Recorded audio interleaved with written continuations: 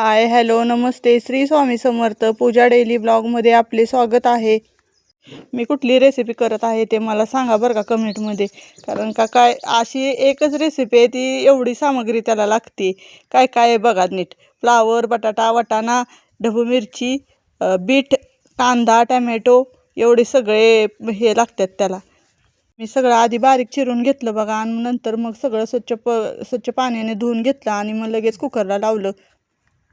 कुकरला लावून घेतलं बघा, पाणी ओतून कुकरमध्ये सगळ्या भाज्या एकत्र करून कुकरला लावून घेतला आणि लगेचच कुकर गॅसवर ठेवला आणि 5-6 शिट्ट्या होऊन दिल्या. चांगलं म्हणजे चांगलं त्याला परत असं म्हणजे ही करायला येत नाही ना, रवीनं घोटलं की बरोबर ती एकजीव होतं, म्हणून मी तसं करून घेतलं. आणि मग शिजल्यानंतर बघा तुम्ही कसं दिसतंय ती बघा, हो का, शिजल्यानंतर परत लगेचच मी आलं लसूण पेस्ट करून घेतली, कोथिंबीर सगळे तेलात टाकून घेतली आणि मग चांगलं ग्रेव्ही म्हणजे चांगलं आलं लसूण पेस्ट ही भाजून घेतली 5-10 मिनटं आणि चांगलं परतून घेतली त्याला. मग चांगली खरपूस भाजल्यानंतर मी त्याच्यात ही सगळी ग्रेव्ही टाकली. ग्रेव्हीमध्ये मीठ आणि परत हे टाकलं बघा, त्याच्यात लाल तिखट वगैरे, तांबडं तिखट वगैरे हे सगळं टाकलं आणि पावभाजी मसाला टाकला.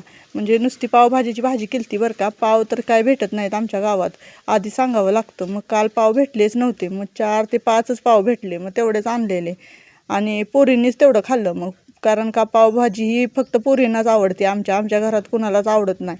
मग त्याच्यामुळे मी बाकीची भाजी मग आम्ही चपाती बरोबर खाल्ली, कारण का पाव नसल्यामुळे आता चपाती बरोबर पण एक नंबर लागली. मला तर वाटायला लागलं आता आधीमध्ये सारखीच ही भाजी करावी, कारण त्याच्यातनं सगळ्या भाज्या पण जातात आणि कसं असतंय, जी खात नाही ना आपण बीट वगैरे, ही शरीरात पौष्टिकता पण मिळते. म्हणून मी म्हणते आता इथनं पुढं मी सारखी भाजी करणार आणि टेस्ट लागते बघा.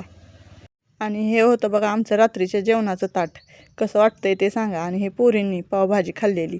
मग सकाळी दुसरा दिवस होता, मग गुरुवारची पूजा. गुरुवारचे रुटीन काय तुम्हाला दाखवलं नाही, थोडंसंच तुम्हाला शेअर करते, कारण का आज एकटे असल्यामुळं गडबड पण होती.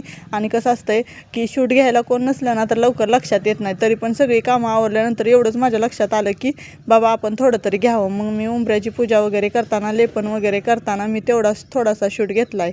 आणि कसं वाटतंय ती सांगा. तुम्हाला इथनं पुढं आहे का नाही, दर गुरुवारी म्हणजे 1-1.5 महिन्यानंतर अजून दर गुरुवारी तुम्हाला स्वामी समर्थांचे व्हिडिओ येतील. कारण का मी इथनं पुढं आहे का नाही, दर गुरुवारचं तुम्हाला ते सगळं पूर्ण व्हिडिओ करून दाखवत जाईन.